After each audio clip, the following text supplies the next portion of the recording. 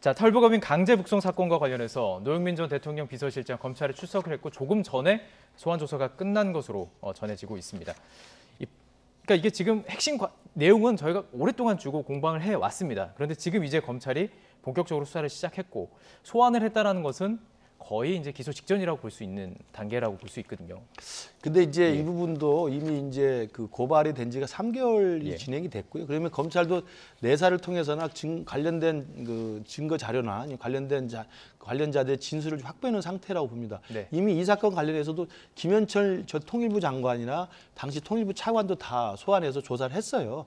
그리고 이제 노영민 이제 당시 비서실장이 이제 그 윗선이기 때문에 예. 이 강제 북송을 결정하게 된 그 당시 그날 밤과 그 다음 날의 어떤 관계대책 회의의 배경과 회의 내용과 결과에 대해서 아마 물어보기 위한 것이니까 예. 저는 이 부분에 대해서는 뭐 고발된 사건에 대한 그리고 또 국민적 관심사항과 이른바 문재인 정부 때의 안보 국기문란으로 지금 이야기되는 의혹이 있기 때문에 이걸 명명백백하게 밝히기 위해서는 충분히 거칠 수밖에 없는 저는 절차라고 생각이 들고요. 네. 그다음에 지금 말씀하신 것처럼 무슨 그 상당 부분 혐의가 입증됐다라기보다는 피고발인 신분으로 소환한 겁니다. 예. 저도 우리 현 변호사도 마찬가지겠지만 정치 활동하다 보면 이러저러하게 고발을 많이 당해요. 그럼 고발당하면 피고발인 신분으로 저도 가서 3시간, 4시간씩 조사받고 나와요. 그러면 제가 떳떳하고 결백이 입증되면 무혐의로 처리가 되는 겁니다. 예. 그러니까 노영민 비서실장도 이 강제 북송 사건이라고 하는 이 어떤 대한민국의 어떤 국기를 흔들 수도 있을 만한 어떤 우려가 또 의혹이 제기되는 사안인 만큼 예. 관련됐던 그 통일부 장관, 통일부 차관, 그다음에 당시 NSC의 관련자들 진술을 다 확보한 상태이기 때문에 네. 당연히 윗선으로서 비서실장을 피고발인 신분으로 불러다가 조사하는 절차라고 생각합니다. 예. 그리고 그 당시 이제 전체적인 상황을 다 본 다음에 예. 그 내용에서 어떤 뭐 직권남용이라든지 아니면 위법 사항이 있다고 한다면 그건 이제 검찰이 그 증거와 입증자를 내놓아서 기소를 하게 되겠죠. 그러니까 저는 이 부분도 뭐 특정한 정치적 목적을 가지고 진행됐다라고 하기보다는 제가 아까 말씀드린 것처럼 진행된 고발 사건이고 고발 사건에 대한 국민적 의혹이 제기가 되고 있고 이미 관련자들의 소환과 진술이 다 정리가 된 상황이기 때문에 예. 불가불하게 당시에 청와대 그 비서실장으로서 노영민 실장에 대한 조사는 불가피하지 않았나 이렇게 생각합니다. 자, 말씀하신 것처럼 소환 조사가 이루어졌고 노영민 전 대통령 비서실장까지 지금 소환 조사를 한 네네. 겁니다. 그러다 보니 뭘 물어볼까? 특히 문 전 대통령의 어떤 관여, 지시 이런 것들을 물어보지 않았을까? 지금 당연히 이런 염두되겠죠. 것이에요. 왜냐하면 예. 비서실장이기 때문에. 네. 비서실장이 어쩌면 대통령의 지근거리는 사람 아니겠습니까? 예.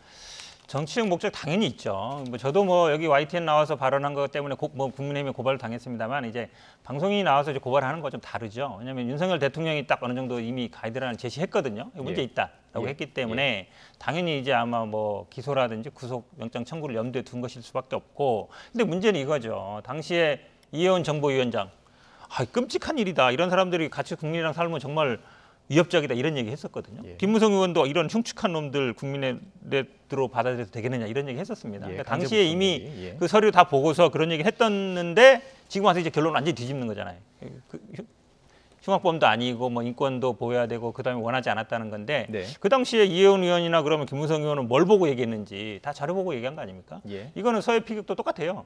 그 당시에 뭐 한기호 그때 국방위 간사도 이것도 예. 월북 맞다 이랬는데 이제 다 뒤집히잖아요. 예. 그러니까 본인들이 얘기했던 것들도 이제 다 뒤집는 상황이 됐는데 그분들은 또 아무 얘기가 없습니다. 그러니까 뭐 우린 잘 몰랐다, 뭐 자료는 다 안 봤다 이렇게 얘기하고 있는데 이렇게 정권이 바뀌었다고 똑같은 상황을 가지고 똑같은 증거 가지고 180도 바꾸면 말이 되겠느냐? 예. 저는 뭐 당연히 정치적인 염두에 두고 있다. 왜냐하면 지금 뭐 서해 피격 사건으로 서욱 전 장관이라든지 이런 분들도 영장 청구하고 있지 않습니까? 예. 지금 그다음에 탈북 어민 사건도 마찬가지고 이재명 지금 대표했던 사건도 마찬가지고 결국은 전방위적으로 문재인 전 대통령이나 이재명 대표를 향해서 결국 수사를 가고 있는 거 아니냐 이렇게 볼 수밖에 없습니다. 자, 이게 지금 검찰에서 한꺼번에 지금 일어나는 지금 과정입니다. 물론 수사하는 과정 속에서 뭐 고발과 여러 가지 뭐 스케줄이 있겠지만 그러다 보니까 뭐 이런 뭐 얘기들 많더라고요.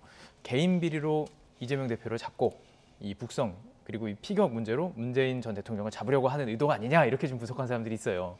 그 뭐 야당 쪽에서나 그리고 이제 이재명 그 대선 후보를 지지했던 분들 입장에서는 이게 좀 지나치게 불공정한 정치적인 어떤 의도가 있는 게 아니냐라고 의심을 할 수 있겠죠. 그러나 이제 저는 그런 정치적 의심이 정말 이게 대한민국의 국가 권력이 검찰을 장악해서 그 검찰이 정말 무고하고 아무 죄가 없고 결백한데 그 정치인을 탄압하기 위해서 어떤 기획 사정안에 좀 초점을 맞춰가지고 몰아가는 식의 저는 검찰의 수사는 불가능하다는 말씀 먼저 드렸고요. 예. 그게 이제 지난 문재인 정부 때 적폐청산부터 시작해서 지금 우리가 자랑스럽게 살고 있는 대한민국의 민주주의 수준은 그 정도는 된다고 생각을 합니다. 예. 저는 그 정도는 충분히 이해를 해줘야 된다고 보고요. 다만 저도 그런 생각은 들어요.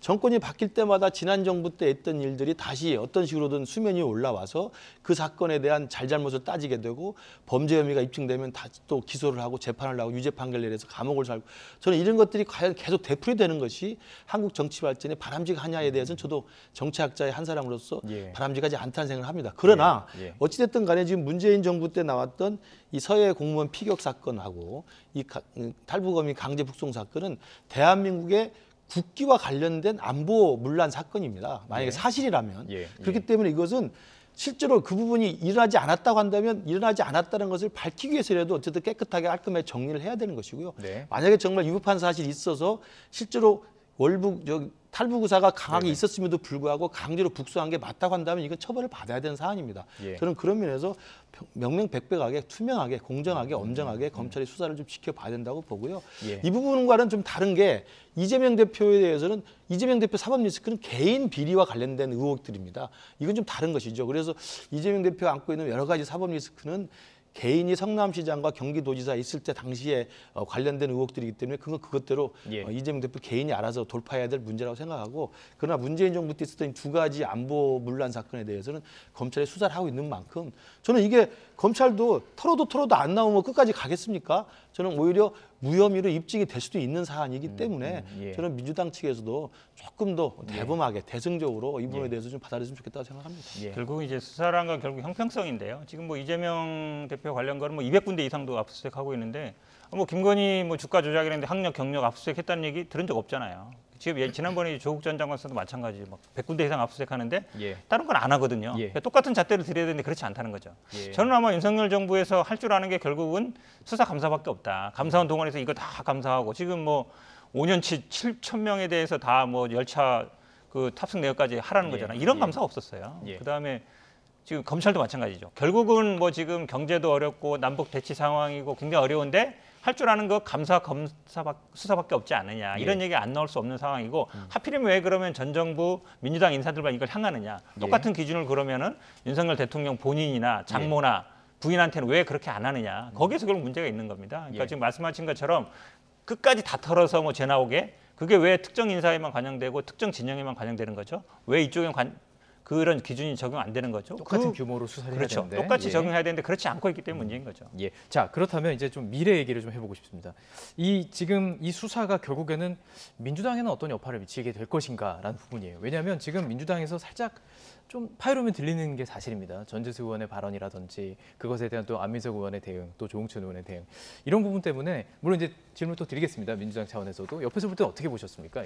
저는 이제 이재명 대표가 그 대선에서 패배한 이후에 개항 의뢰 보궐선거로 나오고 네. 또 당대표로 출마를 할 때부터 충분히 다들 그 우려했던 리스크 아니겠습니까? 사법 리스크. 예, 왜냐하면 이게 없었던 사건이 아니고 지난 민주당의 대선 경선 과정에서 당내에서 제기됐던 사안이고 그래서 다 시민단체나 아니면 관련자분들이 고소 고발한 사건이고 실제로 수사가 진행되고 있었던 사안들이기 때문에 그러한 온갖 어떤 사법 리스크를 다 알고서도 개항을 보궐선거에 출마해서 국회의원이 되셨고 당대표로 나와서 또 당대표가 되셨어요. 그것은 저는 민주당이 그걸 다 알면서 선택한 것이기 때문에 저는 민주당 내부에서도 저는 이러저러한 그 전략적 계산이 저는 있을 거라고 생각을 합니다. 예. 저는 이제 그런 의미에서 본다면 이재명 대표에 관련된 사법 리스크가 지금 한두 개가 아닌데 벌써 선거법 위반은 지금 이제 재판이 시작되고 있고요. 성남FC 후원 의혹과 관련해서는 이제 기소 의견으로 검찰에 송치가 된 상태고 불구속이지만, 예. 그리고 그 부분에 대해서뿐만 아니라 지금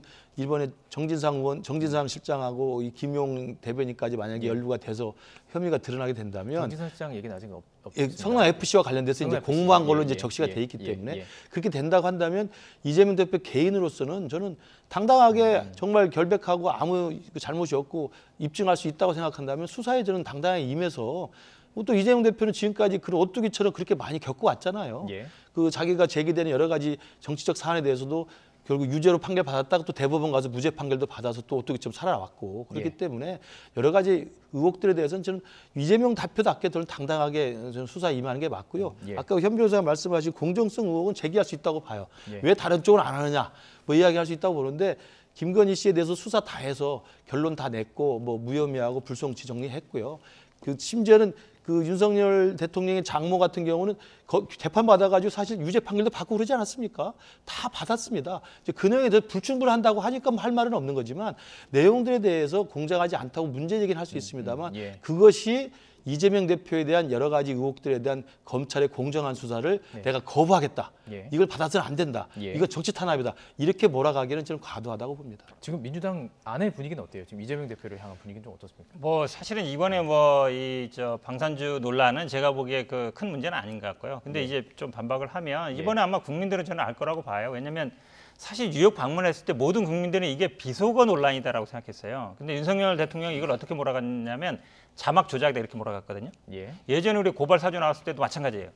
고발 사주 한 거 아니야 했는데 이거 오히려 제보 사주다 이렇게 몰아갔습니다. 그러니까 이런 것처럼 어찌 보면 요만한 사실을 크게 확대하고 본인들의 있는 본질은 감추는 그게 어찌 보면 이제 그동안 이제 특수부라든지 검찰이 해왔던 행태인데 저는 이번에도 마찬가지로 봅니다. 그러니까 이만한 사실들을 지금 대장동 관련 수사를 지금 몇 달째 하고 있는지 모르겠어요. 정치 영역에도 적용이 되고 있다. 그럼요. 지금 왜냐하면 성남 FC도 마찬가지입니다. 이걸 어떻게든지 뇌물죄로 기소하려고 뭐 지금 여기저기 압수수색 또 성남시청 아마 제가 보기 공무원들 일 못할 것 같아요. 계속 압수수색하고 있으니까 나올 때까지 하는 거거든요. 그러니까 이미 결론을 내려놨어요. 이거는 뇌물로 가야 돼 무조건. 근데 안 나오면 또 수사하고 안 나오면 또 수사하고 그렇게 하고 있는 거거든요.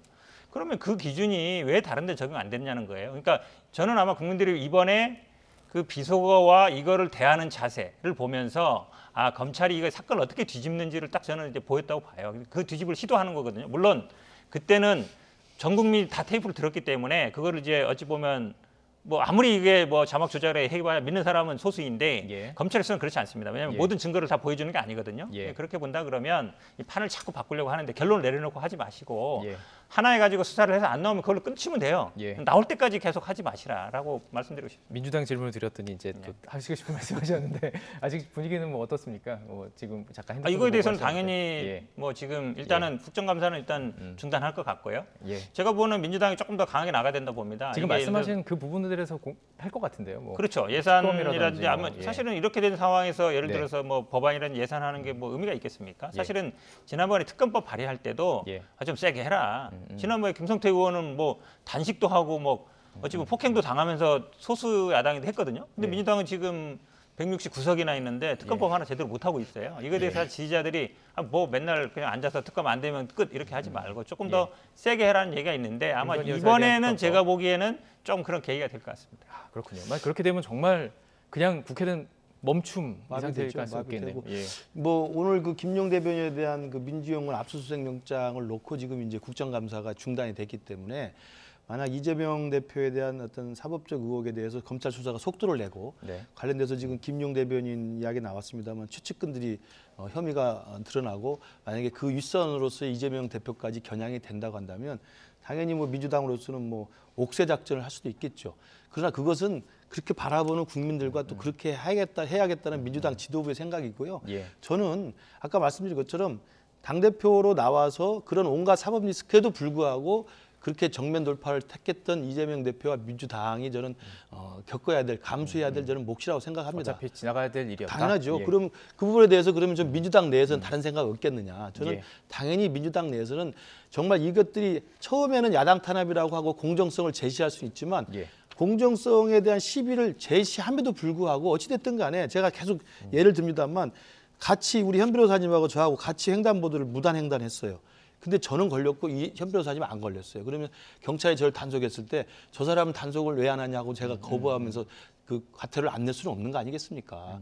똑같은 거라고 생각합니다. 그러면 민주당 내에서도 저는 뭐 일단 이재명 대표에 대한 여러 가지 사법 리스크까지 현실로 드러나서 만약에 기소가까지 되고 기소가 돼서 유죄 판결까지 된다고 한다면 그 당시 그럼에도 불구하고 민주당 내에서 이재명 대표를 옹호하거나 비유할 사람이 누가 있겠습니까? 길 걷는 거 얘기하니까요. 이런 거죠. 그러니까 뭐 길 건너다 신호 위반했다 둘 다 잡을 수 있어요. 근데 지금 어떤 거냐면 가방 한번 열어봐. 거기 뭐 안에 들었어. 주머니 한번 꺼내봐. 거기 뭐 안에 돼 있어. 뭐 한번 뭐 주머니 한번 볼까? 뭐 이런 식인 거예요. 그렇죠. 그러니까 어쨌든 거기에 뭔가 있는 걸 다 보겠다. 이거를 한 사람은 그냥 집에 가. 이거거든요. 예. 그거에 대해서는 당연히 국민들이나 아니면 사람들이 보기에는 아 이거 문제 있다. 형평성에 문제 있는 거 아니야. 이런 얘기 안 나올 수 알겠습니다. 없죠.